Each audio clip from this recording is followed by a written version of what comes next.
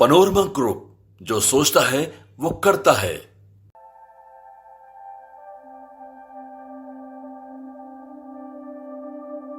क्या बिहार की जनता को गठबंधन की लत लग चुकी है? क्योंकि देखा जा रहा है कि कई वर्षों से बिहार में किसी ने अकेले सरकार नहीं बनाई है, किसी भी पार्टी ने जनता को अपनी ओर आकर्षित नहीं किया है।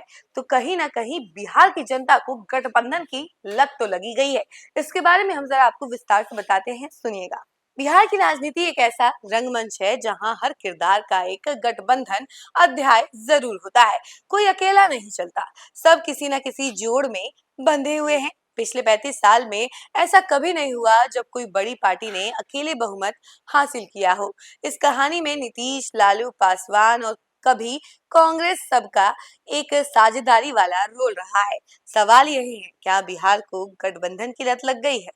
अगर बिहार के सत्ता की स्क्रिप्ट देखी जाए तो 1990 से अब तक दो ही चेहरे हैं हर फ्रेम में मुख्य रूप से रहते हुए आए हैं, लालू प्रसाद यादव और नीतीश कुमार। लालू ने 1990 में बीजेपी के समर्थन से मुख्यमंत्री की कुर्सी पाई, फिर उसी बीजेपी के खिलाफ महागठबंधन बनाया।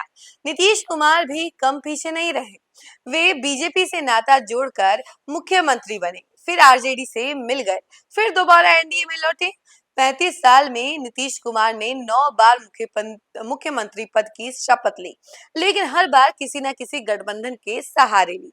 लालू और नीतीश की राजनीति इस बात की मिसाल है कि सियासी कुर्सी का रास्ता अब विचारों से नहीं, जोड़ घटाव और गठबंधन के गलियारों से तय होता है। बिहार की राजनीति जातीय समीकरणों के बिना अधूरी है। यादव, कुर्मी, भूमियार, मुसलमान और हर वर्ग को एक राजनीतिक ठिकाना चाहिए ही चाहिए, और यही ठिकाने ही गठबंधन की जमीन बनाते हैं। उदाहरण के लिए आरजेडी का एमवाई समीकरण, यानी कि मुस्लिम और यादव, तभी काम करता है जब कांग्रेस या वामदल जैसे सहयोगी दल उसके साथ आए।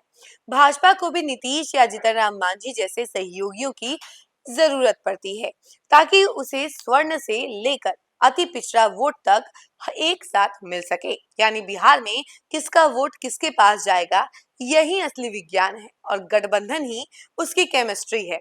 1967 से अब तक बिहार ने 9 बार सरकारें बदली है। कई बार मुख्यमंत्री का कार्यकाल हफ्ते तक ही चल सकी है। इन सब से राजनीतिक पार्टियों ने जो आउटपुट निकाला वो है अकेले लड़ना नुकसान का सौदा है। यही सोच अब गहराई तक बैठ गई है। चुनाव लड़ने से पहले ही पार्टियां पोस्ट इलेक्शन अरेंजमेंट सोचने लगती हैं।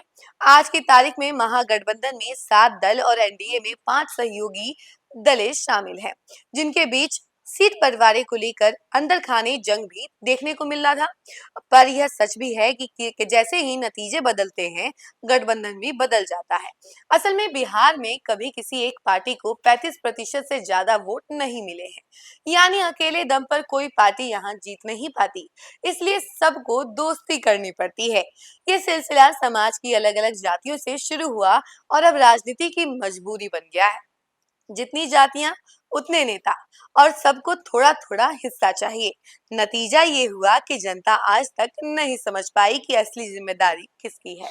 तो देखा आपने कि बिहार ही ऐसी जगह है जहां पर कोई भी सिंगल पार्टी सत्ता में नहीं आ सकती है, क्योंकि कहीं ना कहीं ये कहा जाता है कि लोगों को भी, यानी जनता को भी गठबंधन की लत लगी हुई है, क्योंकि एक ही पार्टी को कभी भी 35% से ज्यादा वोट ही नहीं मिला है। तो इसके लिए गठबंधन बनाना ही पड़ता है, और सभी ने ये समझ लिया है कि जब तक गठबंधन नहीं रहेगा तब तक जीतना नामुमकिन है। इसलिए गठबंधन बनाते हैं, मिल बांट कर खाते हैं, सत्ता में रहते हैं। तो ये जो कॉन्सेप्ट है बिहार में अक्सर देखने को मिलता है, और इस बार भी कुछ ऐसा ही नजारा देखने को मिला है। दोनों गठबंधन नजर आ रहे हैं। अब देखिए, आज तक आपने देखा होगा कि जब से आप राजनीति के बारे में सुन रहे होंगे, हमेशा आपने यही सुना होगा कि महागठबंधन है, महागठबंधन है, महागठबंधन है, एनडीए गठबंधन है। तो मतलब देखिए, इतने सारे गठबंधन बने, कई सारे पार्टी जो है वो मिलकर गठबंधन बनाए और उसके बाद सत्ता में आए, जिसका असर जो है बिहार में देखने को मिलता है। और कहा यह जाता है कि बिहार राजनीति का केंद्र भी है, क्योंकि यहीं से सारा चीज शुरू होता है और पूरे देश की राजनीति, पूरे देश की सियासत को इफेक्ट करता है। तो कहीं ना कहीं बिहार ही केंद्र है राजनीति का, और इसका सबसे अहम रोल जो है कौन प्ले करता है, तो वो है नीतीश कुमार और लालू यादव। अब लालू यादव के बेटे एक तरीके से पूरा कमान संभाल रहे हैं, तो दूसरी तरफ नीतीश कुमार, बीजेपी और तमाम एनडीए दल के जो नेता हैं वो सब मिलके कमान संभाल रहे हैं।